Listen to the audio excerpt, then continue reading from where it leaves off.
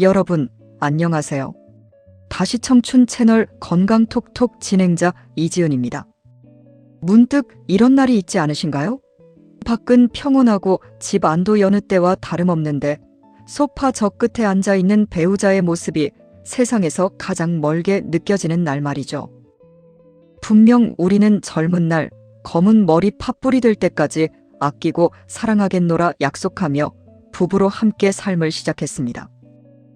거친 비바람도 같이 맞았고 자식들 키우느라 내 몸 부서지는 줄 모르고 달려온 동지이기도 합니다. 그런데 참 이상하죠. 이상하게 같이 보내는 시간이 늘어날수록 마음 한구석이 답답해지지는 않으셨나요? 밥 먹는 소리, 텔레비전 채널을 돌리는 그 손가락 움직임, 심지어 거실을 가로질러 화장실로 가는 발소리조차 가끔은 예민하게 들릴 때가 있습니다. 내가 왜 이렇게 속이 좁아졌을까? 나이 먹더니 내가 참을성이 없어진 건가 하며 자책도 해보지만 대화를 하려 하면 어느새 목소리가 커지고 맙니다. 하지만 여러분, 절대 자책하지 마세요. 이건 여러분의 성격이 나빠져서가 아닙니다. 사랑이 식어서도 아니에요. 이것은 단지 우리가 노후라는 이 긴 터널을 지나며 서로의 거리 조절에 서투러졌기 때문입니다. 오늘은 그 답답한 마음을 어루만져 드리고 왜 노후의 부부가 따로 설 수 있어야만 비로소 함께 웃고 행복할 수 있는지 그 진솔한 이야기를 나누어 보려 합니다. 우리의 젊은 날을 한번 떠올려 볼까요? 그때는 부부라 해도 온종일 붙어 있을 틈이 없었습니다. 남편은 일터로, 아내는 살림과 육아로 또는 직장일로 각자의 일터와 역할이 있었습니다. 저녁 늦게 만나 짧은 대화를 나누는 것이 오히려 휴식이었고 적당한 거리 덕분에 서로의 소중함을 느낄 여유가 있었습니다. 하지만 은퇴는 그 완충지대를 한순간에 사라지게 만듭니다.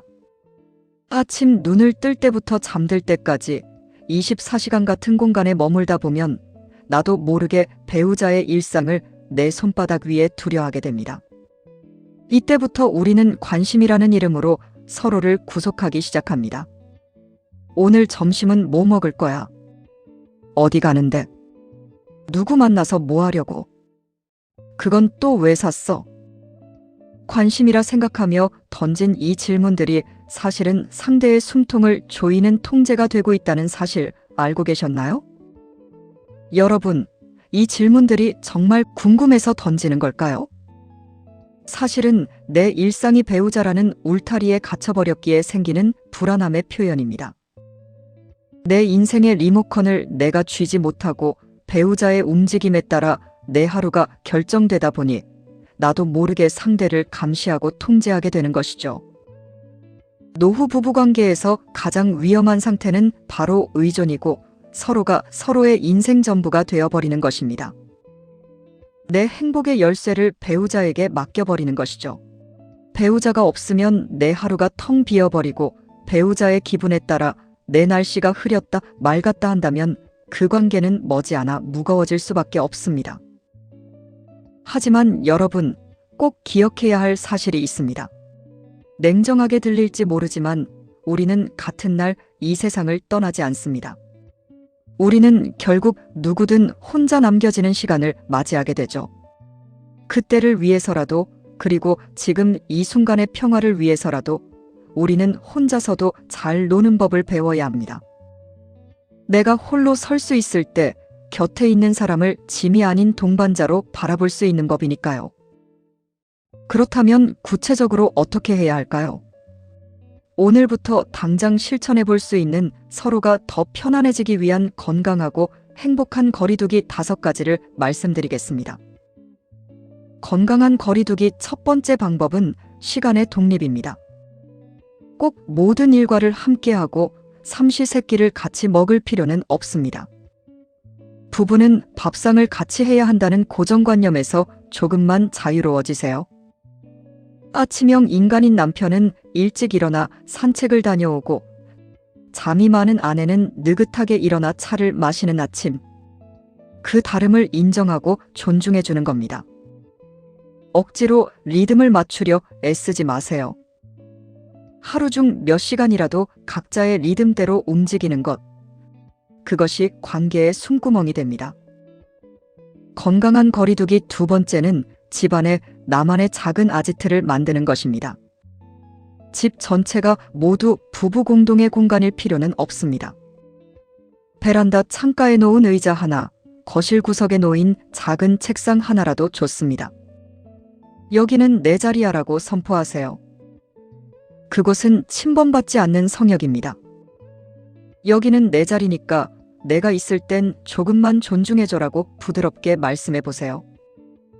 그곳에서만큼은 누구의 방해도 받지 않고 나만의 시간을 가질 때 사람은 심리적으로 깊은 안정감을 느낍니다. 건강한 거리두기 세 번째 방법은 나 혼자서도 완결되는 나만의 취미 찾기입니다.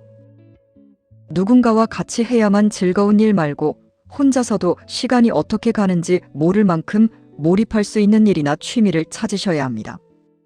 서예도 좋고 꽃 가꾸기도 좋고 독서 혹은 좋아하는 음악 듣기.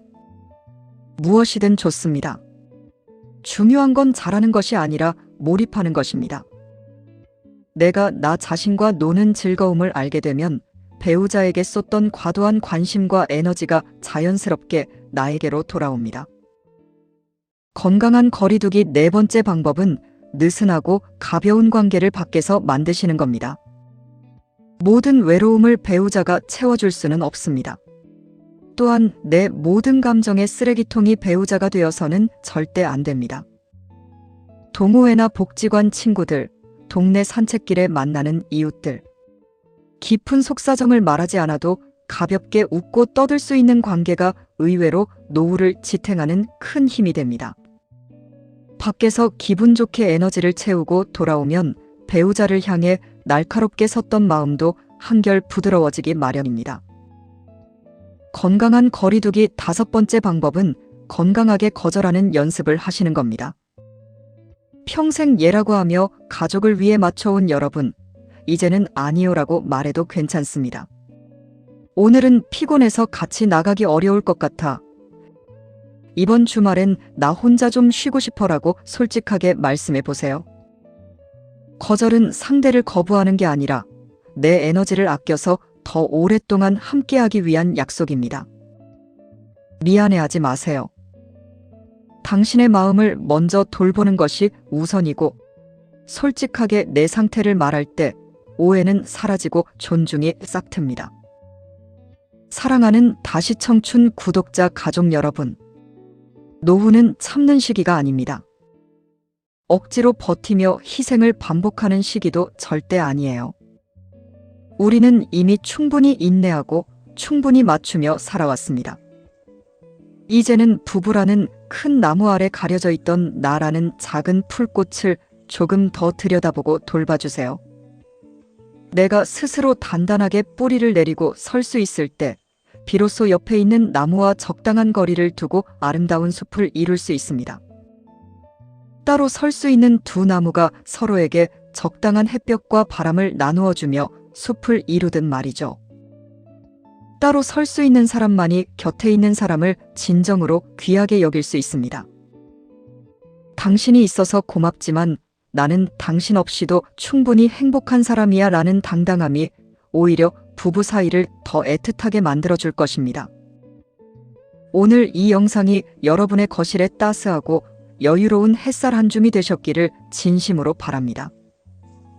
여러분은 오늘 오직 나만을 위해 어떤 시간을 보내셨나요? 앞으로 배우자와의 건강한 거리두기를 위해 어떤 시도를 해보고 싶으신가요? 여러분의 소중한 고민과 지혜로운 노하우를 댓글로 나눠주세요. 제가 하나하나 읽으며 여러분의 행복하고 건강한 노후를 응원하겠습니다. 감사합니다.